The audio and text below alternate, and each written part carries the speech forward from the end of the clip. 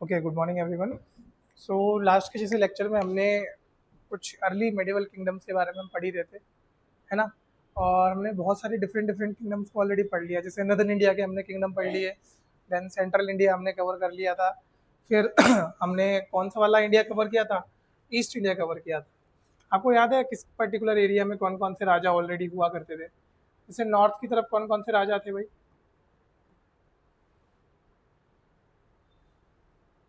हाँ जी, कोई बता सकता है मेरे को नॉर्थ की तरफ कौन कौन से राजा थे? आप क्लास में नहीं थे? ठीक है। सेंट्रल इंडिया जब कवर किया था तब थे क्लास में? शायद। हाँ जी। आप बताओ। हैं? पता नहीं। सेंट्रल इंडिया में राजा कौन कौन से थे जो हमने पढ़े थे पिछले बार, मतलब फ्राइडे को जो हमने पढ़े था। सैटरडे को तो हमने ईस्ट इंडिया किया था, मतलब ईस्टर्न इंडिया में जो राजा हुआ करते थे। फ्राइडे को हमने कौन कौन से पढ़े थे याद करो। राष्ट्रकूट पढ़े थे हमने। याद आ रहा है ऐसा कुछ? राष्ट्रकूट, परमार, सोलंकी, और कोई था? पाल तो इधर थे ना, ईस्ट में। ठीक है, ये बंगाल वाली साइड थे ना आपके पाल। कौन कौन थे? एक तो पाल हुआ करते थे और दूसरे सेन हुआ करते थे। अच्छा, इसमें भी मैंने बोला था कि चलो सेन तो आप लक्ष्मण सेन को याद रख लेना। ठीक है। पाल में आपको मैंने बोले थे कि दो तीन तो आपको याद रखने ही रखने हैं। कौन कौन से पाल याद रखने हैं? एक तो जो फाउंडर थे गोपाला, दूसरे कौन थे? धर्मपाल थे कि देवपाल थे? देवपाल थे, चलो। ठीक है। इन्हीं तीनों का नाम याद रखना है आपको। क्यों याद रखना है इन तीनों का नाम? यस। ठीक है, तीनों ने इंपॉर्टेंट इंपॉर्टेंट कुछ बताया था, बस आप लोगों को ध्यान रखना है। जैसे विक्रमशिला हो गया, उद्यानगिरी हो गया, दो ये तो हो गई। फिर नालंदा के बारे में भी याद रखना कि नालंदा का रिकंस्ट्रक्शन, मतलब नालंदा को और बढ़ाने में हेल्प करी थी।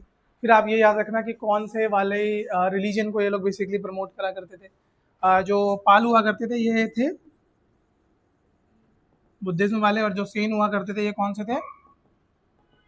हिंदुइज्म वाले। हिंदुइज्म वाले में कौन सा आता था आपका?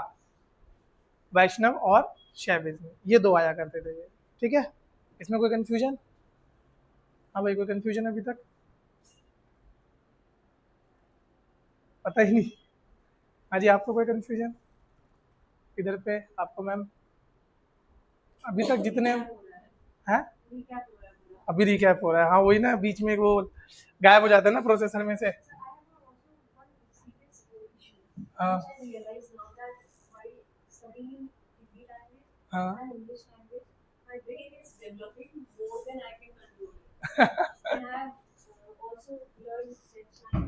ओके। हाँ।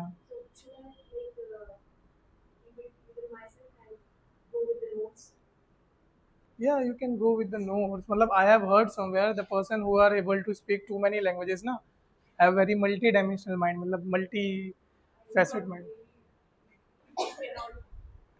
क्योंकि वो उनका क्या होता है कि जब अलग अलग भाषा आप लेते हो तो आपके दिमाग बहुत जल्दी एक्टिवेट होता है, मतलब दे नो, मतलब ये भी खासियत होती है जीनियस लोगों की कि वो ज़्यादा लैंग्वेज एक साथ सीख लेते हैं, जो मल्टीलिंगुअल होते हैं, है ना। यूजुअली लोगों को एक भाषा समझने में बहुत टाइम लगता है, एक भाषा को निपुण होने में बहुत टाइम लगता है। आप दो दो तीन दिन कर रहे हो, और फ्रेंच तो वेरी लिक्विड लैंग्वेज लगते हैं।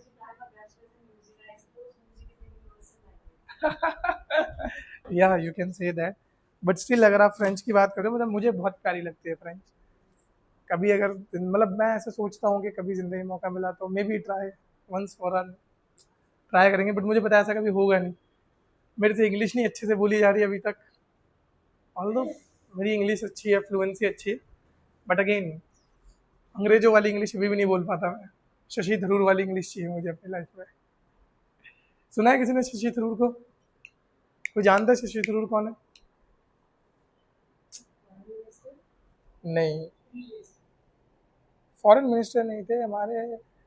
वो फॉरेन वो रहे हैं, क्या बोलते हैं, एम्बेसडर रहे हैं वो। ठीक है। लेकिन कभी हमारे फॉरेन मिनिस्टर नहीं बने अभी तक। चलो, लेट इट बी। हम अपने टॉपिक पे चलते हैं यार, क्योंकि हमें थोड़ा जल्दी खत्म करना है इसे। तो सदर्न इंडिया है ना। अब हम जाएंगे कौन से वाले पार्ट पे, सदर्न इंडिया वाले पार्ट पे। ये वाला जो पार्ट होगा ये कहाँ से कहाँ तक कवर करेगा आपका, ये वाला पर्टिकुलर एरिया, ये जो आंध्रा के नीचे वाला एरिया था ना, ये आंध्रा के नीचे वाले एरिया को हम यहाँ पर कवर करेंगे। और इस पर्टिकुलर पार्ट में हम 3-4 डायनेस्टी के बारे में पढ़ेंगे। जैसे सबसे पहले तो हम शुरुआत कर रहे हैं किससे, चोला से। और आपको याद रखना है कि चोला बहुत इंपॉर्टेंट है, क्योंकि देखो इनका कार्यकाल बहुत लंबा रहा है एंड मेजर डेवलपमेंट्स इनके टाइम पे बहुत सारी हुई है। लाइक कैसी कैसी मेजर डेवलपमेंट हुई है इनके टाइम पे, तो वो आपको ध्यान रखना है। फॉर एग्जाम्पल जैसे मेजर डेवलपमेंट लाइक कि इनकी नेवल पावर बहुत स्ट्रांग हुआ करती थी। सबसे पहले कभी भी आपसे पूछा जाए, चोला का डिस्टिंक्टिव फीचर है नेवल पावर। इंडिया का जो मेन लैंड है वहाँ पर नहीं, बल्कि जो पूरा आपका साउथ ईस्ट एशिया है वहाँ तक इनका राजपाट फैला हुआ करता था एक टाइम पे। आप देखोगे थाईलैंड वाला पार्ट हो गया, वियतनाम वाला पार्ट हो गया, वहाँ पर हिंदुइज्म, वहाँ पर बुद्धिज्म जो गया और हिंदुइज्म जो गया, अंकोर वाट आपने एक मंदिर सुना होगा जो कि इंडिया से बाहर है, ठीक है, उसको वहाँ तक पहुँचाने में चोलास का बहुत इंपॉर्टेंट रोल माना जाता है। Like Cholas were one of the people जिन्होंने चीज़ों को कहाँ पर, साउथ ईस्ट एशिया, देखो यहाँ पे लिखा भी है ना, साउथ ईस्ट एशिया में फैलाया है। तो इनकी अगर टेरिटरी आप देखोगे तो इंडिया के सदर्न पार्ट में तमिलनाडु, आंध्रा, केरला, और ये और कहाँ कहाँ पर थे, श्रीलंका में थे, मालदीव में थे, और साउथ ईस्ट एशिया जिसे श्री विजया भी उस समय बोला जाता था। इनके फाउंडर थे विजयाला चोला, ठीक है। कैपिटल आपको याद रखने की, पुरानी कैपिटल आपकी थंजावुर हुआ करती थी और बाद में गंगईकोंडा चोलापुरम बना दी गई, ठीक है। नोट्स आप लोगों के पास ऑलरेडी हैं तो इसलिए मैं बस ऊपर से ग्लांस करते हुए चल रहा हूँ, बता दूंगा कहाँ पर क्या इंपॉर्टेंट है, बाकी को आप अपने एंड से भी कवर कर सकते हो। आई होप इतनी तो अंडरस्टैंडिंग हमारी डेवलप हो गई होगी। घर जाके पढ़ा था किसी ने संडे को या सैटरडे के बाद किसी ने खुल के देखा था ये? क्यों, मतलब ऐसे क्या एलर्जी है हिस्ट्री से? अच्छा एग्जाम है, चलो तब ठीक है, तब तो कह सकते हैं। किस चीज़ के एग्जाम चल रहे हैं वैसे भी, कॉलेज के? अब रेगुलर जाते हो कि ओपन है? कहाँ, डीएवी? एजीआरआर? स्कूलिंग भी एजीआरआर से करिए? स्कूलिंग है, अच्छा हुआ बच गए, मैंने करी है इसलिए बोल सकता हूँ बच गए। चलो, चोलास की देखो, मैंने बोला था ना one of the most distinct feature क्या है चोलास का, कि दे हैव नेवी, ठीक है। नेवी इन्होंने यहाँ पर बहुत अच्छी डेवलप करी थी, उसी वजह से आप देखो ये साउथ एशिया तक जा पाए। इनके पास इंडियन ओशन का ट्रेड रूट का कंट्रोल हुआ करता था।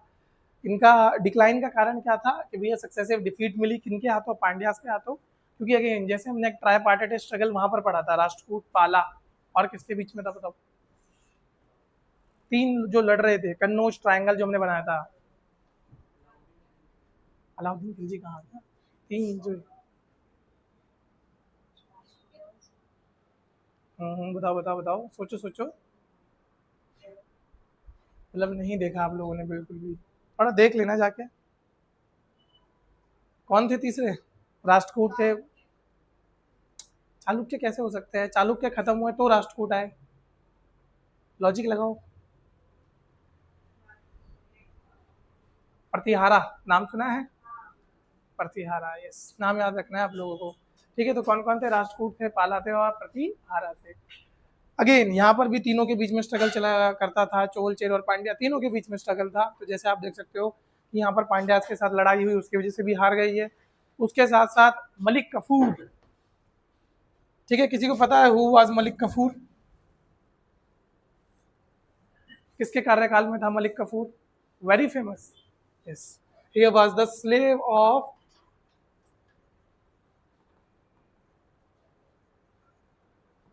अलाउद्दीन खिलजी, क्लियर।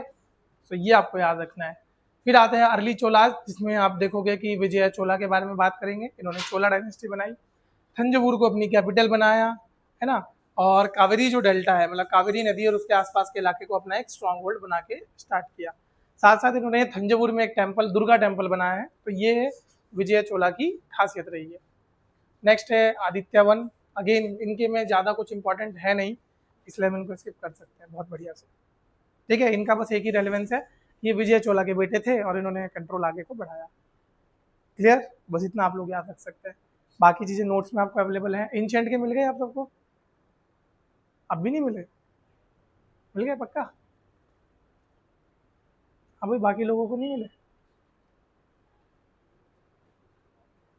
बता दो ताकि मैं पूछ तो लूँ एटलीस्ट, कितना टाइम हो गया क्यों नहीं मिले। मिल गए?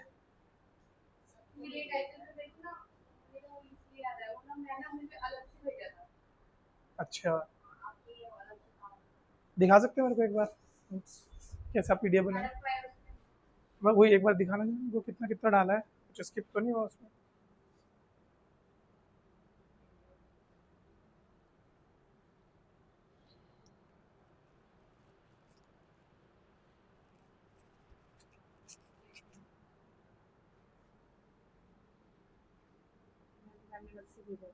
नहीं नहीं, ये वाले नहीं, एंशियंट। ये तो पीपीटी से मैं प्रॉपर नोट्स की बात कर रहा, मैंने नोट्स में। चलो कोई नहीं, मैं बात करके देखता हूँ एक बार क्यों नहीं मिला। चलो ठीक है, तो ये दोनों राजा इतने इंपॉर्टेंट है नहीं है। आप प्राणतका के बारे में आप ये देख सकते हो कि इन्होंने जो कार्यकाल था या इन्होंने जो टेरिटरी थी उसको कहाँ तक लेके जाने की कोशिश करी थी। इन्होंने एक्सपेंड किया था श्रीलंका एंड आंध्र प्रदेश तक, एंड साथ साथ इन्होंने एक पांड्या किंग को हराया था जिनका नाम है मारावर्मन राजसिम्हा टू। नेक्स्ट आते हैं, यहाँ से आपके जो चोलास होते हैं वो थोड़े इंपीरियल चोला हो गए, जिन्होंने एम्पायर बनाने की कोशिश करी, जिन्होंने बड़े बड़े साम्राज्य बनाने की कोशिश करी, जिसमें सबसे इंपॉर्टेंट है राजा राजा चोला। इनका नाम आप बहुत सुनोगे, ठीक है, राजा राजा वन, ये ध्यान रखना, one of the most important ruler है ये चोला के, और सबसे ज्यादा इन्हीं के टाइम का आपको पढ़ना होता है। तो इन्होंने श्रीलंका को जीता, ठीक है, सबसे इंपॉर्टेंट चीज क्या करी इन्होंने, अगेन श्रीलंका जीता। फिर आगे आते हैं आपके राजेंद्र चोला, इन्होंने कहाँ तक ले गए, बंगाल लाया और साउथ ईस्ट एशिया तक पहुंचे, और इन्होंने किसको डिफीट किया था, श्री विजया, मतलब जो जगह थी उसका नाम था Shri Vijaya, south east Asia में उस जगह को हराया था। फिर जो बाकी वाले हैं जैसे राजेंद्र चोला सेकंड, ये इंपॉर्टेंट है, इनका नाम आपको याद रखना है, ठीक है, क्योंकि इनका नाम किस चीज के लिए आता है, वेस्टर्न चालुक्यास जो हुआ करते, मैंने बताया था ना, चालुक्यास जब खत्म हुए तो कौन सा एम्पायर आया, चालुक्यास के बाद कौन आए थे, अभी तो बताया मैंने, चालुक्यास के बाद राष्ट्रकूट आए, ठीक है, लेकिन कुछ सेगमेंट ऑफ चालुक्यास अभी भी जिंदा थे, वो क्या हो गया, वो छोटे छोटे इलाकों में जाके रहने लगे, उन्होंने अपनी टेरिटरी चेंज कर दी जिस वजह से वो सरवाइव करके। तो यहाँ पे वेस्टर्न चालुक्यास को हराने वाले कौन थे, राजेंद्र चोला सेकंड। याद रहेगा सबको, याद रख लेना भाई, ये सारी चीजें एग्जाम में आती हैं, प्री में तो खास कर आती है। आजकल आप देखोगे कि उन्होंने अपना जो फोकस है वो शिफ्ट कर दिया है नदर्न इंडिया से किधर की तरफ, सदर्न इंडिया की तरफ। So you can say that you might be fortunate और you might be very unfortunate कि साउथ इंडिया से क्वेश्चन आएगा। फॉर्चुनेट क्योंकि अगर आप पढ़ के गए हो, और अनफॉर्चुनेट अगर आप पढ़ के नहीं गए हो, क्योंकि it is a tough history. जो अभी तक ऊपर की पढ़ी है ना वो कहीं ना कहीं आप बार बार पढ़ते रहते होंगे, तो दैट्स वाई आपको थोड़ा बहुत याद रहता है, but this history is particularly tough, ठीक है, tough in the sense of name, क्या क्या किया है उस कारण से। फिर आते हैं लेटर चोला, जो लेटर चोला है वो कहाँ से शुरू होते हैं, कोलोथुंगा चोला वन से शुरू हो जाते हैं, बस इनका ध्यान रखना है कि यहाँ से इनका जो फोकस है वो कॉन्क्वेस्ट से किस पे शिफ्ट हो गया था, एडमिनिस्ट्रेशन की, भैया अब हमें और ज़्यादा टेरिटरी नहीं लेनी है, क्योंकि अब ये उतने एबल रूलर नहीं रहे हैं, इनके जो पुरानों ने जितनी टेरिटरी बना दी, अब बस ये उसको क्या करके रखना चाहते हैं, कंसोलिडेट करके रखना चाहते हैं अपने पास, ठीक है। ऐसे ही आता है आपके विक्रमा चोला, तो ये आपको याद रखना है, विक्रम चोला ने कहाँ पे किसको डिफीट किया था, western Chalukyas and Pandya ruler को हराया। दोबारा डाल दिया क्या राजा राजा चोला, हाँ दोबारा डाल दिया था। सो लास्ट जो फाइनल चोला रूलर थे that is Rajendra Chola three, किसके द्वारा हारे ये, डिफीटेड बाय पांड्या किंग। तो चोलास को किसने हराया, पांड्यास ने हराया, और क्या नाम था उनका, मरावर्मन कुलशेखरा वन, ठीक है, जिसके साथ आपकी चोला डायनेस्टी खत्म हो गई। ये इंपॉर्टेंट है चोलास का, ये आपसे एग्जाम में पूछा जाता है इन मेंस। एडमिनिस्ट्रेशन कैसा है, तो मोनार्की हुआ करती थी with local self governance. Local self governance पता है सबको क्या होता है, पंचायत, और कुछ नहीं होता लोकल सेल्फ गवर्नेंस में, ठीक है। Father of local self government किसको बोला जाता है इंडिया में, नहीं गांधी जी को नहीं कहते, लॉर्ड रिपन पक्का। Who is the father of local self government, अब लोकल सेल्फ गवर्नमेंट को हिंदी में क्या बोलते हैं यार, भूल गया मैं, हाँ वही वही जो भी बोला आपने सही बोला होगा। I am confident. ये मैं बता के गया था आप लोगों को एक बार, लोकल सेल्फ गवर्नमेंट के फादर कौन है, फादर ऑफ फाइनेंशियल डिसेंट्रलाइजेशन कौन है, याद आ रहा है ऐसा कुछ? अच्छी चीज़ें याद कहाँ रहती है ना, बुरी चीज़ होती तो एकदम याद रखते। रिपन है आपके कौन, father of local self government. Father of financial decentralisation lord Mayo. ठीक है, याद रखना है, कभी भी काम आ सकता है आप लोगों के भाई। So centralise monarchy with local self government. Bureaucracy बहुत एफिशिएंट हुआ करती थी, हर एक चीज़ के लिए डिपार्टमेंट हुआ करते थे, चाहे रेवेन्यू हो, चाहे मिलिट्री हो, चाहे मिलिट्री पावर की बात करोगे तो इनके पास तीनों तरह के मतलब अच्छी खासी मिलिट्री होती थी। Army with war elephant, cavalry and archers. पहली इंडियन डायनेस्टी थी जिसकी एक प्रॉपर नेवल फोर्स हुआ करती थी। आप देखोगे नेवी का हमने जिक्र इससे पहले भी पढ़ा है एंशियंट में, कहाँ पर सुना है? अशोक, मतलब मौर्य एम्पायर के टाइम पे, है ना? कौन बता के गया था? मैगस्थनीज बता के गया था हमें। मैगस्थनीज की किताब का नाम इंडिका में बता के गया था कि कमेटियां हुआ करती थी, 6 कमेटियां हुआ करती थी, याद करो आप, आर्मी के लिए। और उनमें से एक कमेटी किस चीज़ के लिए हुआ करती थी? नेवी के लिए हुआ करती थी। बट प्रॉपर अगर नेवल फोर्स किसी ने बनाई है तो वो कौन थे? चोलाज हुआ करते थे। फिर आता है इकोनॉमी एंड ट्रेड, तो मैरीटाइम ट्रेड होता है आपका China, south east Asia, middle east Asia के साथ। और इन्होंने बहुत सारे पोर्ट्स, ये नाम याद रखना, ठीक है? जैसे मैंने आपको इससे पहले एंशियंट टाइम के पोर्ट्स बता दिए थे, याद है किसी को? भरूच बताया था, एक ताम्रलिप्ति बताया था, और कल्याणी बताया था। ऐसे ही सदर्न इंडिया के जो पोर्ट्स हैं, मोस्ट इंपॉर्टेंट पोर्ट्स हैं।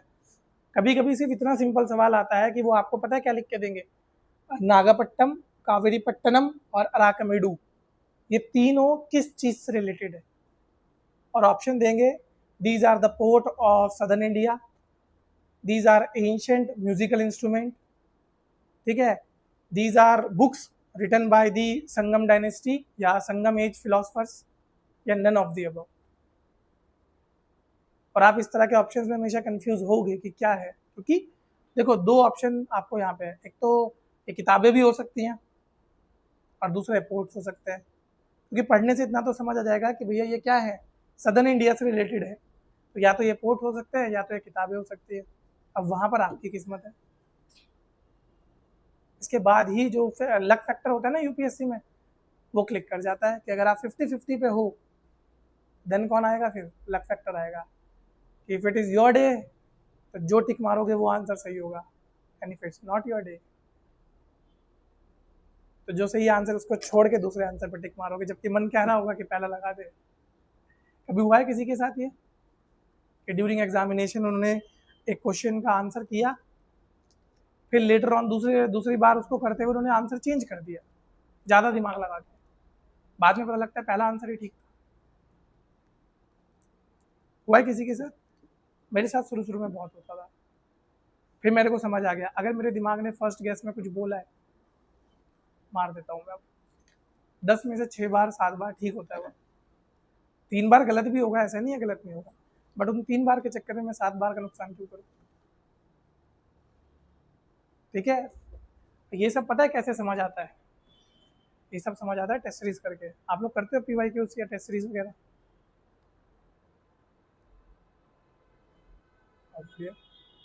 यही तो लक्षण होते हैं विद्यार्थी के।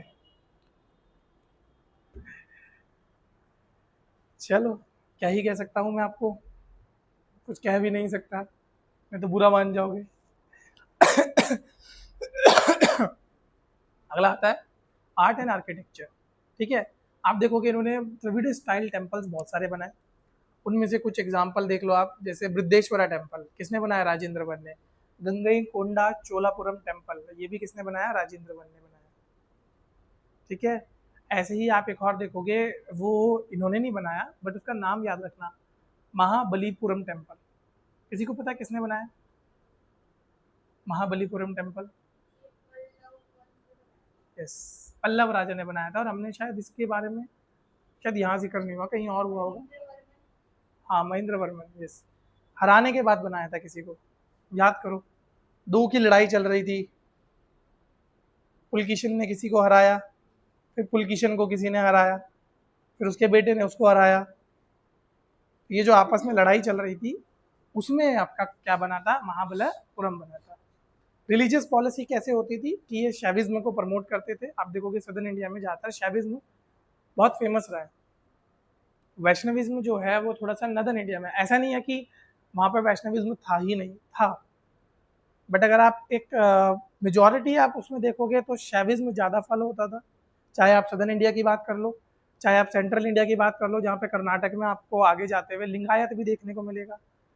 लिंगायत का नाम सुना है? बासवना ने जो बनाया था, नहीं सुना? कोई बात नहीं, सुन लेना। तो सदर्न इंडिया या सेंट्रल इंडिया में शैविज्म थोड़ा ज़्यादा फॉलो होता था, लेकिन ये साथ साथ वैष्णविज्म और बुद्धिज्म दोनों के लिए टॉलरेंट थे। इन्होंने बहुत सारे मंदिर बनवाए, बहुत सारी मोनिस्ट्री बनवाई इंडिया में और साथ साथ इंडिया के बाहर। जैसे सुमात्रा, कहाँ पे पड़ता है सुमात्रा?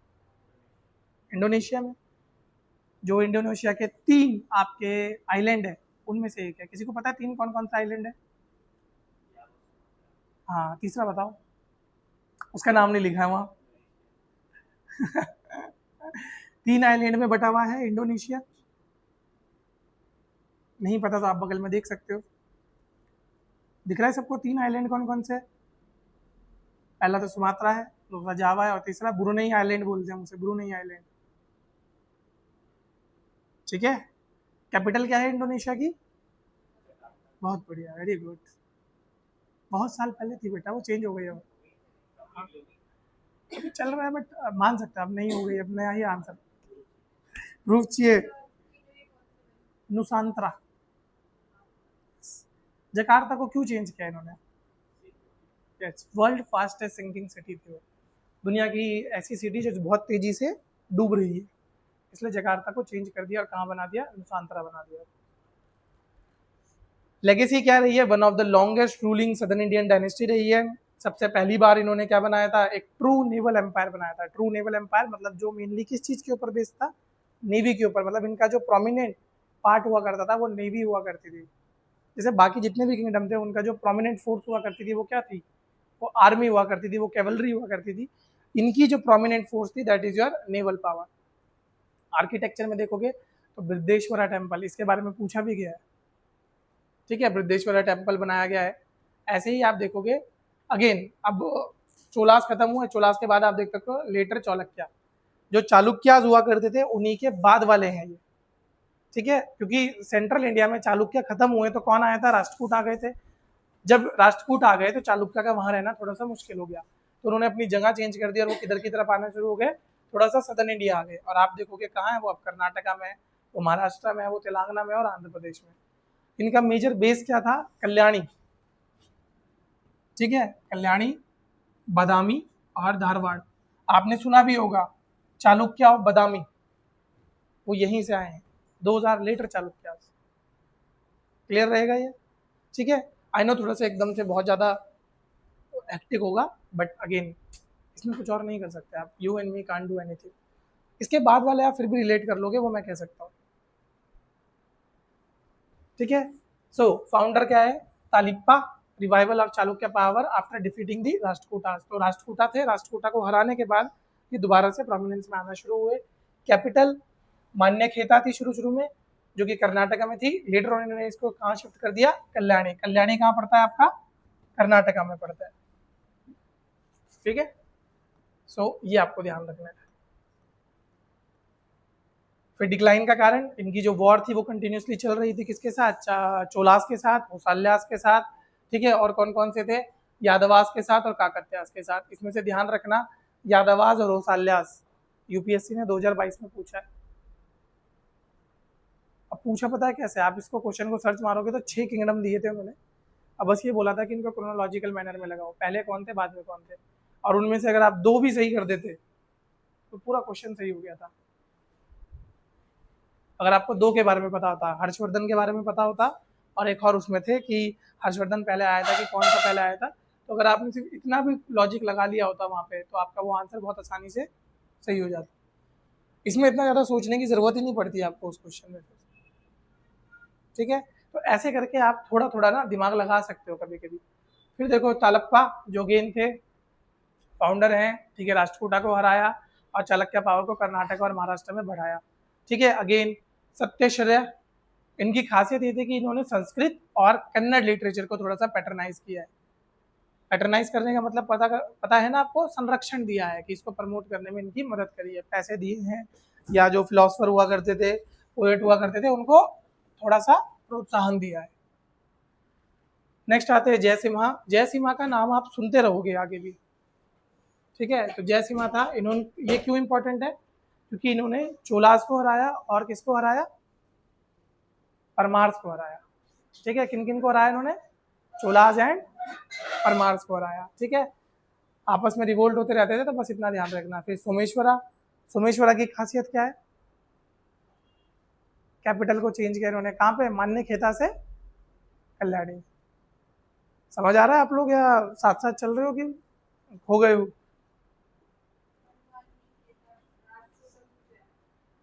मान्य खेता, हाँ उनकी भी रही है, उन्हीं को तो हराया, तो अब इन्होंने अपनी बना दी, ठीक है। बाद में चोला वगैरह से लड़ते रहे। विक्रमादित्य ग्रेटेस्ट रूलर थे जो लेटर चालुक्य में थे,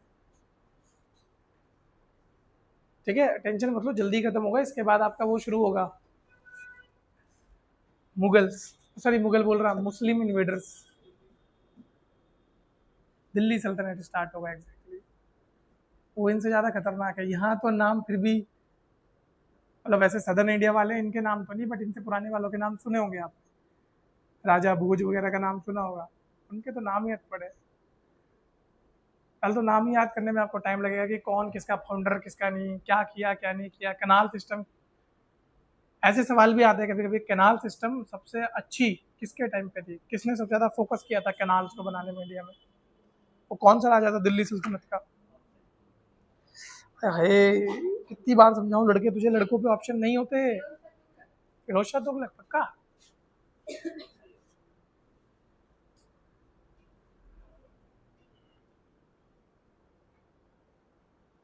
सही कह रहे हो आप, फिरोज शाह तुगलक था। दो लोग थे, फिरोज शाह और मोहम्मद बिन तुगलक। हाँ, ठीक है। तुगलक एम्पायर की शुरुआत किसने करी थी, तुगलक एम्पायर के फाउंडर कौन, ध्यान रखना कनाल में उनका नाम भी आता है। सबसे शुरू में कनाल बनानी उन्होंने भी शुरू करी थी, बट उसको प्रोमिनेंस पे, पीक पे लेके गए कौन, फिरोज शाह। ऐसे ही जब मुगल की बात करोगे तो मुगल में से आएगा मिनिएचर पेंटिंग किसके टाइम पे स्टार्ट हुई, चित्रकला। कौन सा मुगल शासक था जो चित्रकला के लिए फेमस था, शाहजहां नहीं, जहांगीर था। शाहजहां किस चीज के लिए फेमस था, आर्किटेक्चर के लिए, यस। ध्यान रखना, ऐसा माना जाता है कि जो चित्रकला का सबसे पीक आई थी वो जहांगीर के टाइम पे आई थी, और जो ये स्कल्पचर बनाने की पीक आई थी ये शाहजहां के टाइम आई थी, क्योंकि दोनों अलग अलग चीज को पैटर्नाइज करते थे। जब औरंगजेब आया उसने दोनों बंद करा दी कि बंद करो, क्या चल रहा है ये। सही किया औरंगजेब ने। अच्छा, क्या आप लोगों के हिसाब से भी औरंगजेब बहुत क्रूल राजा था,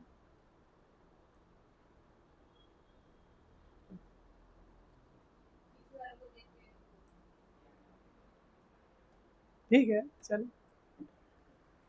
ओके। सो इनके नाम देख लेना, नोट्स में आपको मिल ही जाएंगे।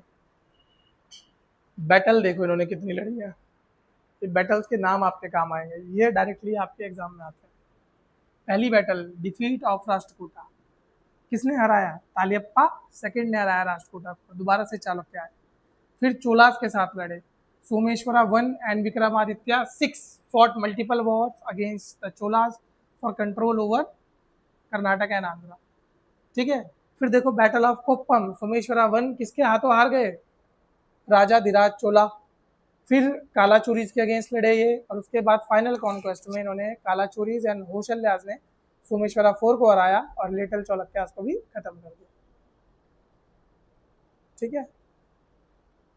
और इसमें हमें कोई मदद नहीं कर सकता, आपको रटना ही पड़ेगा।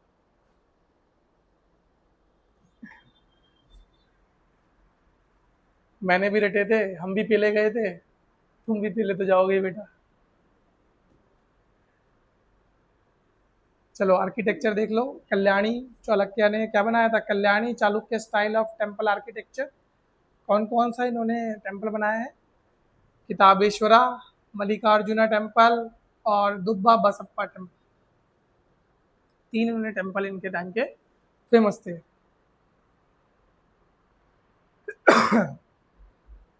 ठीक है, लोकल गवर्नेंस और टैक्स सिस्टम को इन्होंने इंप्रूव किया, इरिगेशन, लिटरेचर, लैंग्वेज, इन सबको ये पैटर्नाइज करा करते थे। बिल्हण और राणा व द फेमस पोएट, इनके अगर कभी आप नाम सुनो, बिल्हण का तो सुना ही होगा एटलीस्ट, सुना है किसी ने बिल्हण का नाम? नहीं सुना है तो सुन लो, आगे आते हुए हिस्ट्री में भी बार बार सुनोगे बिल्हण का नाम। ठीक है, या आर्ट एंड कल्चर जब पढ़ोगे तब भी सुनोगे इनका नाम। अगला आता है काकतीय डायनेस्टी। ठीक है, काकतीय डायनेस्टी कहाँ की थी? दक्कन के पास की थी, मॉडर्न डे तेलंगाना की। ओके, इनके जो मेजर सेंटर हुआ करते थे वो क्या क्या थे? वारंगल, हम्मनकोंडा, गोलकोंडा। फाउंडर बेटावन, और ये फिड्यूशरी हुआ करते थे वेस्टर्न चालुक्यास के। ठीक है, बस इतना ही आपको याद रखना है।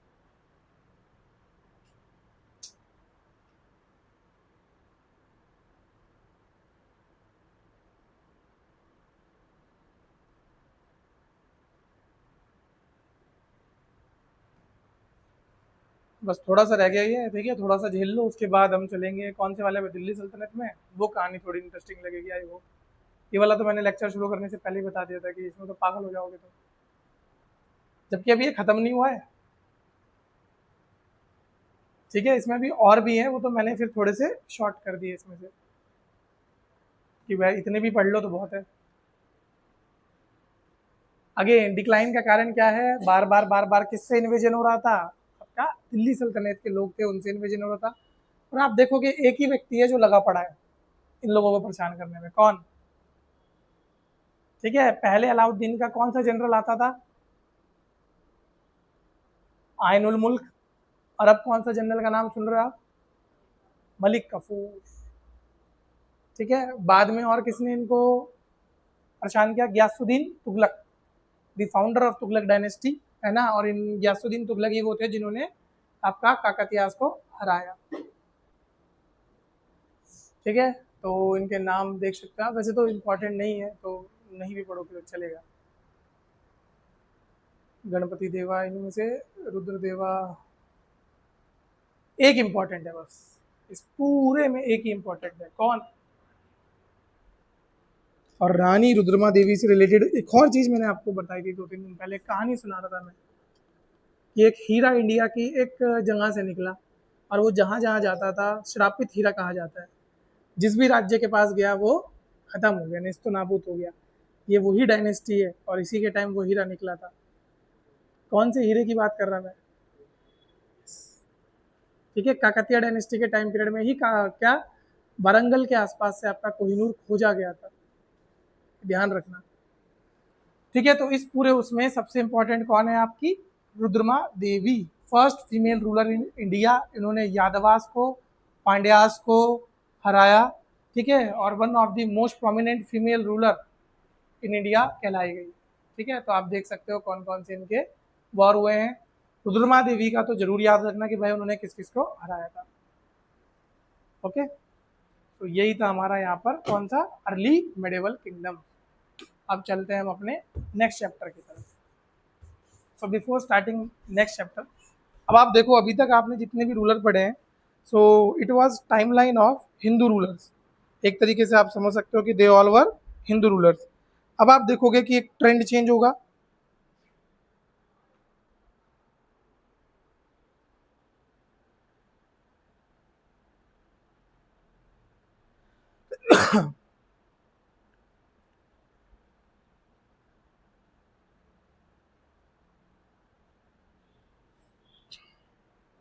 ठीक है, एक आपका ट्रेंड चेंज होगा, और उस ट्रेंड चेंज करने के पीछे एक व्यक्ति का नाम सबसे इंपॉर्टेंट होगा, और वो व्यक्ति का नाम क्या है? मोहम्मद बिन कासिम।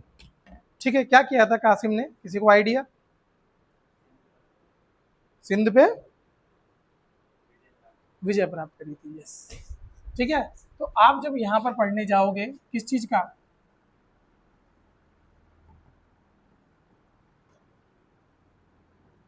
मुस्लिम इन्वेडर्स। ठीक है, तो सबसे पहला व्यक्ति जो बहुत प्रोमिनेंट है उसका नाम है मोहम्मद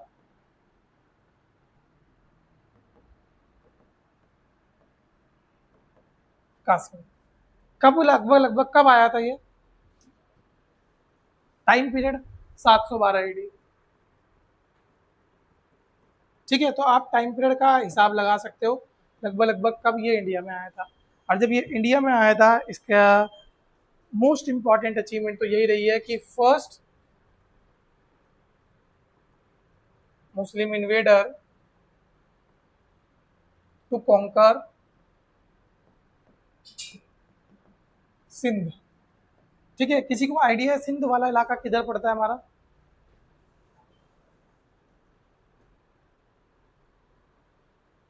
उसमें बताओ कहाँ पर पड़ेगा मैप में?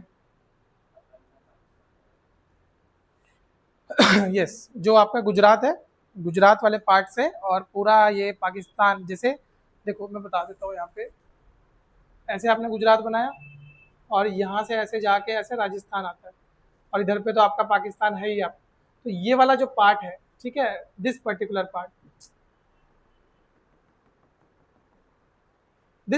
Part is known as your Sindh का इलाका।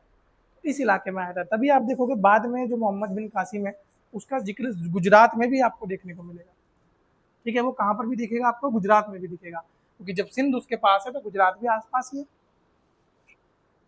अब ये किसके टाइम पीरियड में या किसके नेतृत्व में, एक तरीके से बोल सकते हो, किसने इसको यहाँ भेजा था, तो उसका नाम आपको याद रखना है।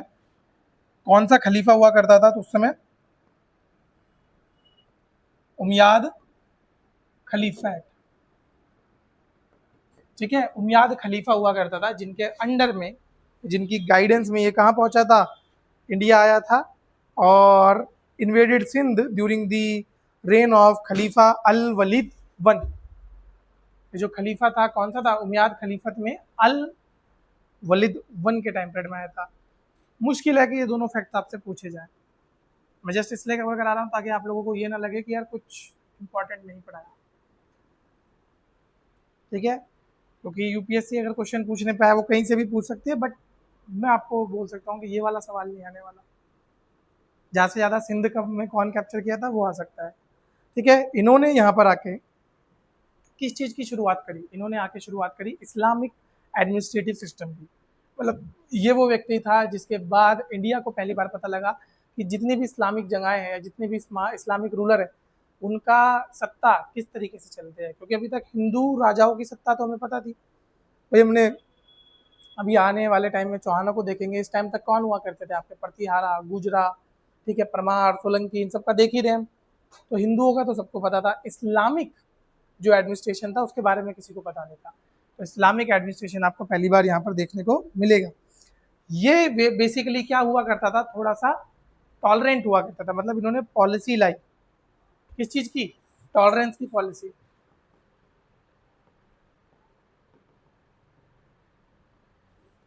किसके टूवर्ड्स टॉलरेंट थे? ये दोनों की तरफ टूवर्ड्स थे भैया, हिंदू की तरफ भी और बुद्धिस्ट की तरफ भी। ठीक है, let me tell you just on the paper. ठीक है, ये जस्ट पेपर की बात है कि पेपर पे लिखने के लिए लोग टॉलरेंट हुआ करते थे। बाकी इनकी खासियत क्या है? इन्होंने जजिया लगाया। सबसे इंपॉर्टेंट, आते भाई साहब ने एक ऐसी चीज ले आई इंडिया में जो इससे पहले कभी दिखी नहीं हमें। क्या जजिया? तो सबको पता होगा किस पे लगता था?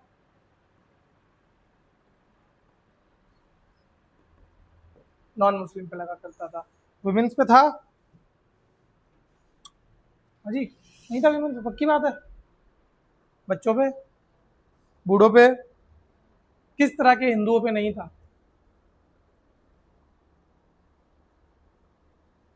किस वर्ग के हिंदुओं पे नहीं लगता था? जोर से बोलो यार। ब्राह्मण पक्का? हाँ जी, डिप्लोमेट साहब, ब्राह्मण पे लगता था? सूर्य शुद्ध शूद्र पे नहीं लगता था? अच्छा, और कोई? कि वैश्यों पे लगता होगा, राजपूतों से तो कौन ही लड़ेगा, राजपूतों पे नहीं लगाया होगा इन्होंने, ऐसा कुछ? या ब्राह्मणों पे तो हिंदू राजाओं ने नहीं लगाया तो मुस्लिम राजा क्यों लगाएगा? देखो, शुरुआत में ब्राह्मणों पे नहीं लगता था, लेटर ऑन ब्राह्मणों पे लगने लगा था। तो अगर कभी आपसे पूछा जाए क्या ब्राह्मणों पे लगता था, तो इस सवाल का आंसर क्या होना चाहिए? लगता था कि नहीं लगता था? किस तरह के हिंदुओं पे नहीं लगता था? उन हिंदुओं पे जो कहां पर काम कर रहे हैं, जो सेना में काम कर रहे हैं, ठीक है, जो आर्मी में है। जब तक वो आर्मी में है, मतलब till the time they are in service, उनके ऊपर जजिया नहीं लगेगा। वंस दे रिटायर उनके ऊपर जजिया लगेगा, ठीक है। हाँ, अगर बूढ़े हो गए तो नहीं लगेगा। फिर मोहम्मद कासिम के बाद दूसरा व्यक्ति जो बहुत इंपॉर्टेंट है, उसका नाम क्या है? महमूद ऑफ गजनी, ठीक है, इसका नाम याद रखना।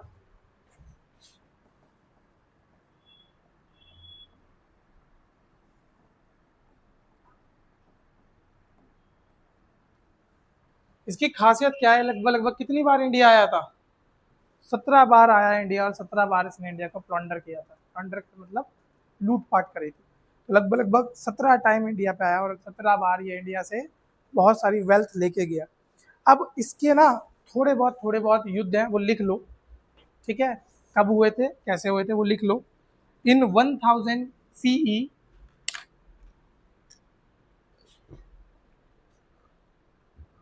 in 1000 CE, he defeated Jayapala of Hindu Shahi dynasty. उन्होंने किसको हराया? जयपाल को हराया।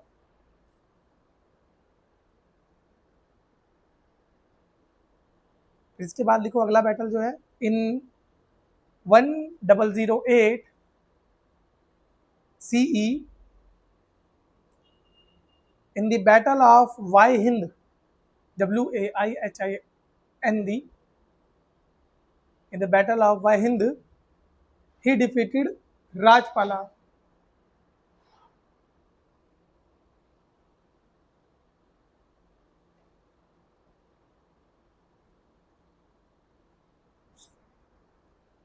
ठीक है, he defeated Rajapala, the son of Jayapal. In 1025, अगला लिखना पॉइंट में, इन 1025, कहां पर छूटा? कहां पे छूटा? हाँ, उस वाले में, in battle of Waihind, WAIHIND, Waihind, he defeated Rajpal. Rajpal किसका बेटा था? जयपाल का बेटा होता था। और ये दोनों कौन सी डायनेस्टी से थे? अभी लिखवाई है भाई, पहले पॉइंट में देखो, हिंदू शाही। इतना गलत कैसे हो सकते हैं यार, अभी अभी में।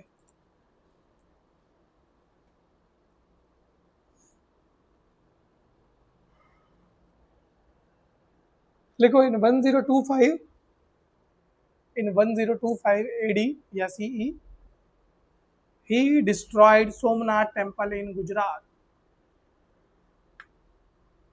किसको डिस्ट्रॉय किया इन्होंने? सोमनाथ टेम्पल। किसको डेडिकेटेड है सोमनाथ टेम्पल? शिव भगवान को पक्का, कि विष्णु भगवान को है? ठीक है, शिव भगवान को। कितने ज्योतिर्लिंग होते हैं? शक्तिपीठ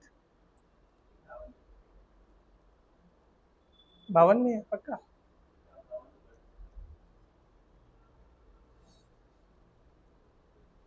इक्यावन है कि 52 है? मेरे को 52 याद आ रही है। 51 इंडिया में, एक बाहर पे है शायद। सर्च मारो एक बार, शक्तिपीठ कितनी है टोटल। मुझे 52 याद आ रही, पता नहीं क्यों। आप 52 गढ़ तो गढ़वाल के 52 गढ़ बोल रहे हो ना, जो अजय पाल परमार ने इकट्ठा किए थे और गढ़वाल बनाया था। ऐसे नहीं है भाई, उत्तराखंड इतनी भी खराब नहीं है मेरी। 2-4 दिन ही पढ़ी है, पर पढ़ी अच्छे से है। जो पढ़ लेता था वो यहाँ बैठ जाता है मेरे।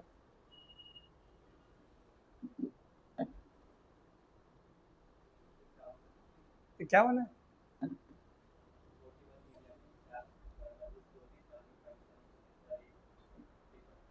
तिब्बत में भी है?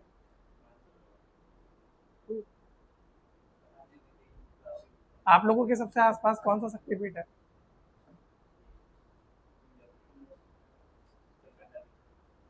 कंडा भी है? कंडा शक्तिपीठ में था? कुंजापुरी में तो मुझे पता है कि कुंजा गिरा था। सुरकंडा में क्या था? धड़ नहीं बेटा, सर धड़ ही होता है। हाँ, धड़ से ऊपर सर। कर भी रहा है इशारा, धड़ धड़, मैंने धड़ नहीं होता भाई।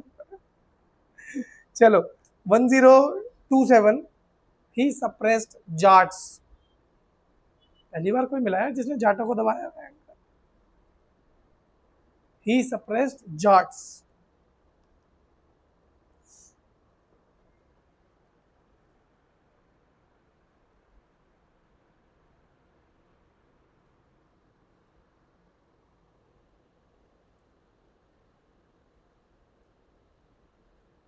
ठीक है, इनको एक टाइटल मिला था, यमीन अल दवला। यमीन, YAMIN, यमीन अल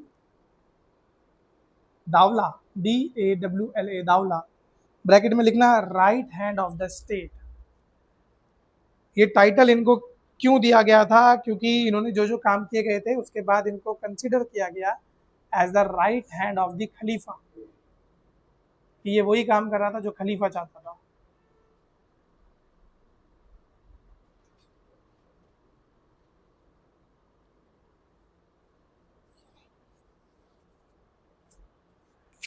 ओके, अगेन अब देखो, ये जो बेसिकली था महमूद ऑफ गजनी था, ये कभी इंडिया इसलिए नहीं आया था, इसको इंडिया में आके राज करना था या इसको इंडिया की टेरिटरी चाहिए थी। ये इंडिया क्यों आता था? Because he know India is a very rich country.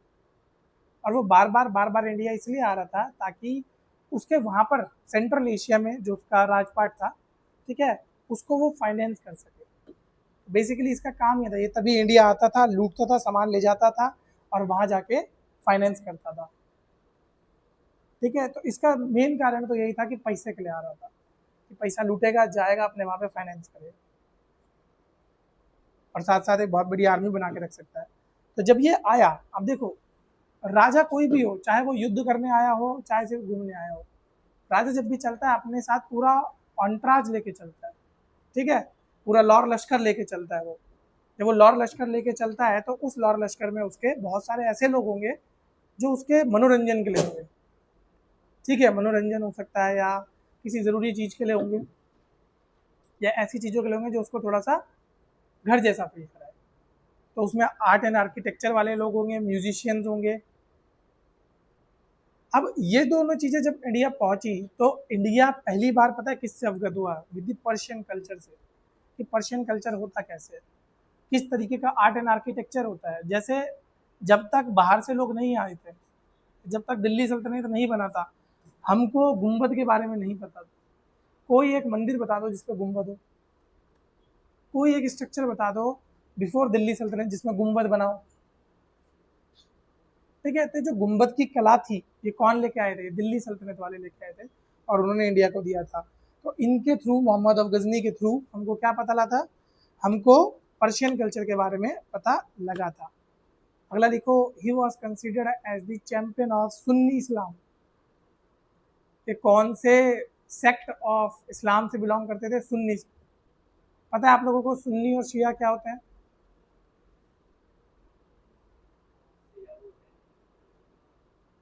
ये सुन,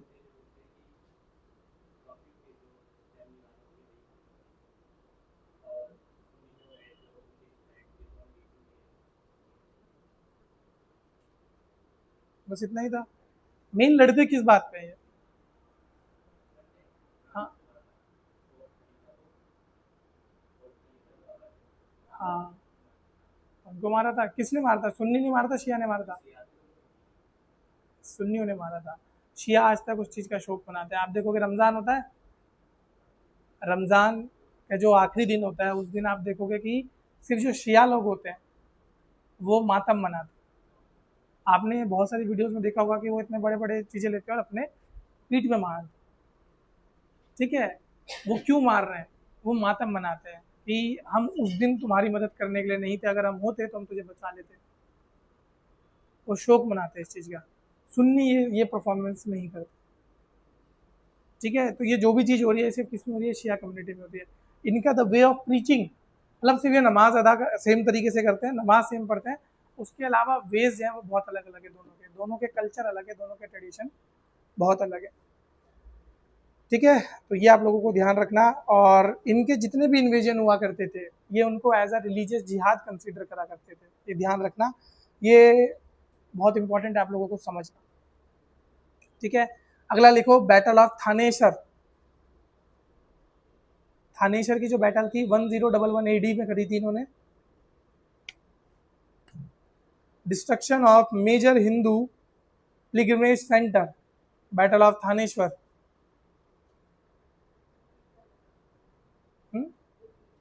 battle of Thaneshwar 1011 AD. Destruction of major Hindu religious pilgrimage centre, जो हिंदू धार्मिक स्थल थे उनको तबाह किया गया था, सरल भाषा में बोलूँ तो। अगला लिखो बैटल ऑफ नागरकोट।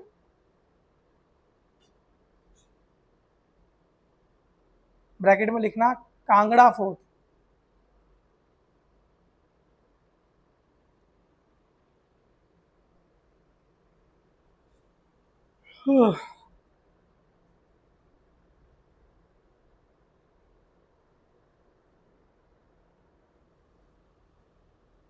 ठीक है, कांगड़ा फोर्ट, इसमें लिखना again looted vast wealth from the temple.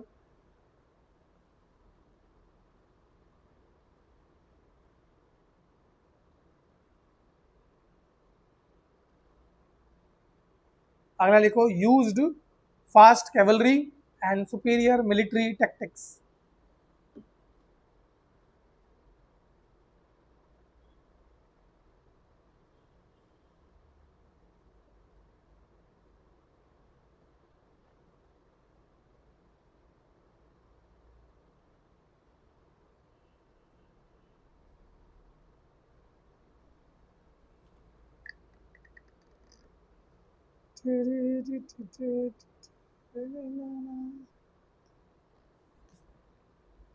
Used fast cavalry and superior military tactics, bracket में लिखना तुर्किक हॉर्स आर्चर।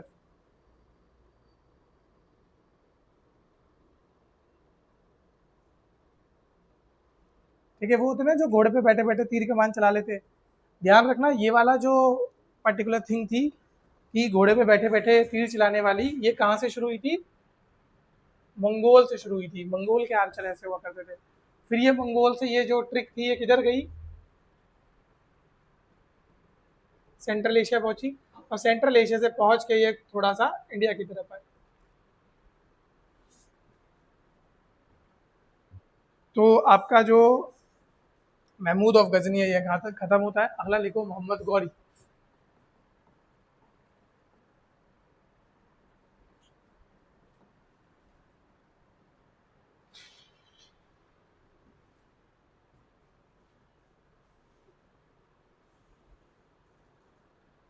ठीक है, कौन सी डायनेस्टी से बिलोंग करता था ये?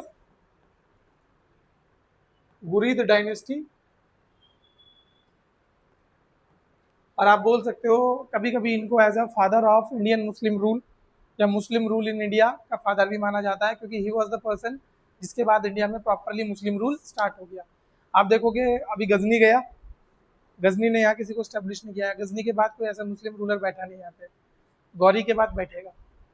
ठीक है, तो गौरी ने कुछ लड़ाइयाँ लड़ी हैं, बस हमको गौरी की लड़ाइयाँ याद रखनी है। पहली लड़ाई कब हुई थी इसकी? 1191, बैटल ऑफ तराइन। क्या हुआ था इसमें? जीता था हारा था? Yes, defeated by Prithviraj.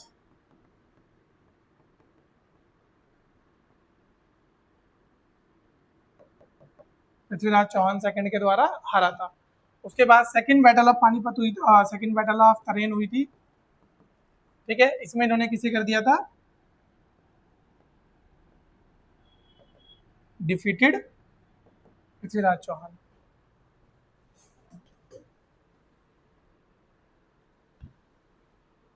Clear?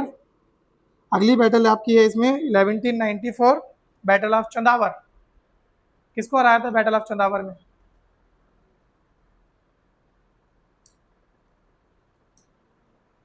देखो जल्दी, 1194 बैटल ऑफ चंदावर।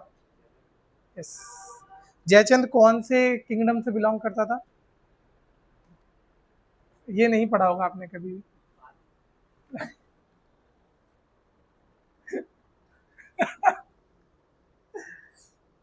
कैसे पाल पे लॉजिक कैसे गया? मतलब मेरे नाम में पाल आता है तो पाल डायनेस्टी। राइट। कन्नौज से, कन्नौज में पाल कहाँ थे, मतलब आए थे। हाँ मतलब कन्नौज के लिए लड़ रहे थे पाल, ऐसा नहीं है नहीं लड़ रहे थे, बट प्रॉपर वहां पर कैसे? ऑप्शन दो। ठीक है चलो ऑप्शन देता हूँ। सोलंकी, गहादवाला, सोलंकी, गहादवाला, परमार, प्रतिहार, तोमर। यस। ये वाला मैंने स्किप भी कराया था आप लोगों को पढ़ाते थे कि गाद वाला इंपॉर्टेंट नहीं है, सिर्फ एक राजा उसका इंपॉर्टेंट है, कौन? जयचंद। लिख लो इसको। In 1194 battle of Chandawar, Ghori defeated Gahadavala king Jaichand.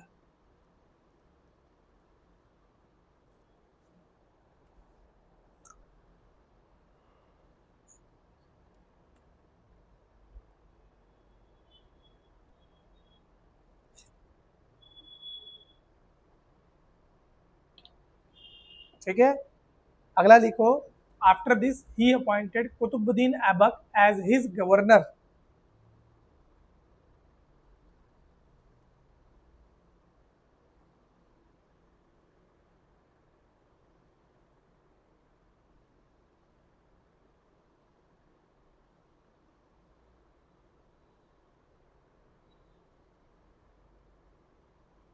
ठीक है, अगला पॉइंट लिखो। In 1206 Aibak founded the slave dynasty, marking the beginning of Delhi Sultanate. Aibak ने कब स्टार्ट करी सल्तनत? क्या 1206? अब 1206 से कब तक चली है? 1290। ठीक है, मतलब पूरा दिल्ली सल्तनत। 1526। शुरू कौन सी लड़ाई से हुआ था? देखो, बैटल ऑफ तरेन के बाद शुरू हो गया था, मान सकते हो कि बैटल ऑफ तरेन का ही कारण था कि 1206 में क्या बना आपका? दिल्ली सल्तनत बना। और खत्म कौन सी लड़ाई से हुआ था?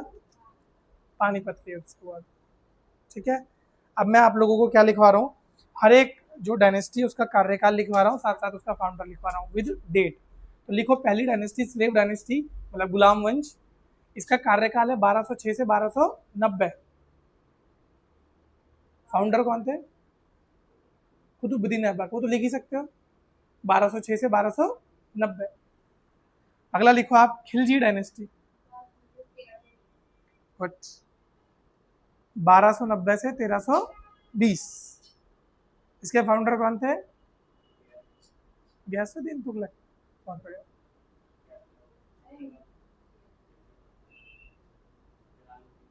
लिखो जलालुद्दीन खिलजी। फिर अगला लिखो तुगलक। तुगलक का कहां से कहां तक था देवी जी? नहीं, 1414।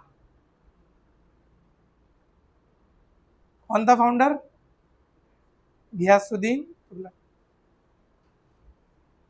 अगला लिखो सैयद, इसका बताओ। 50, हाँ वो 50। ठीक है, 1414 से 1450। फाउंडर बता दो इसका, मैं मान जाऊं। सैयद का मुझसे कोई पूछता मैं भी नहीं बता पाता, क्योंकि मैंने कभी पढ़ा ही नहीं। अरे यार तू हर समय ऑप्शन मांगता रहता है यार। खिजिर खान, खिजिर खान, KHIZR, खिजिर खान। और अगला लिखो लोधी वंश, 1450 से 1526।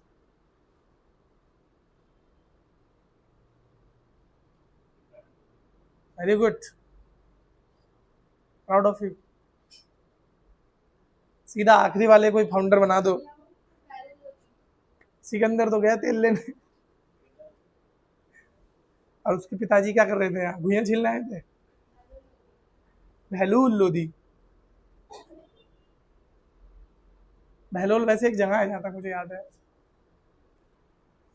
नहीं, बहरूस है वो तो, बहरूस। सॉरी मैं कंफ्यूज। बेलारूस भी है, बहरूस सुना है, बहरूस। ठीक है, लिख लिया सबने? टाइम पीरियड सबको क्लियर हो गया? इसमें जरा दो तीन चीजें चेक करो। शॉर्टेस्ट एंड लॉन्गेस्ट सल्तनत कौन कौन सी रही है?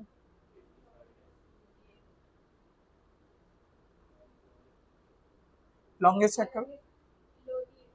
लोधी है, बहुत बढ़िया।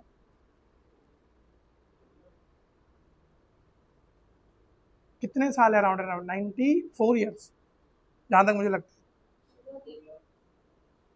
हाँ, 94 ईयर्स। तुगलक 94 ईयर्स रही। तुगलक सबसे बड़ी है। सबसे छोटी कौन सी है? खिलजी। खिलजी कितने साल रही थी? 30 साल रही थी, जहाँ तक मुझे याद है। ठीक है। अब देखो, मैं चाह तो रहा हूँ कि मैं आपका स्टार्ट कर दूँ, बट मैं नहीं इसलिए करना चाह रहा क्योंकि मेरे को कल एक ही बारी में ख़त्म करना है ये पूरा। बस मैं आप लोगों से एक चीज़ कह रहा हूँ, वो समझ लो कि मैं आपको इम्पोर्टेंट पॉइंट्स बताऊंगा इसके, कौन सा क्या हुआ। उसका जो डिटेल में फ्रैक्शंस है वो आप लोग भी थोड़ा थोड़ा गूगल मारते रहना साथ साथ। ठीक है, जैसे मार्केट पॉलिसी क्या थी क्या नहीं थी, ठीक है, ये मैं कल कराऊंगा आप लोग। ओके, चलो आज के लिए इतना ही रखते हैं। अभी देखो, आपका अर्ली मिडेवल किंग हो गया। अब चाह रहे हैं हम किसके ऊपर? जो मुस्लिम शासक हुआ करते थे। ये फटाफट से हो जाएंगे आपके, मे बी कल तक, कल परसों तक निपट जाएगा ये। ठीक है, फिर विजयनगर है। विजयनगर के बाद दो तीन टॉपिक और हैं। अगर सब सही रहा तो इस महीने के एंड तक या अगले महीने की शुरुआत तक निपट जाएगा। ठीक है।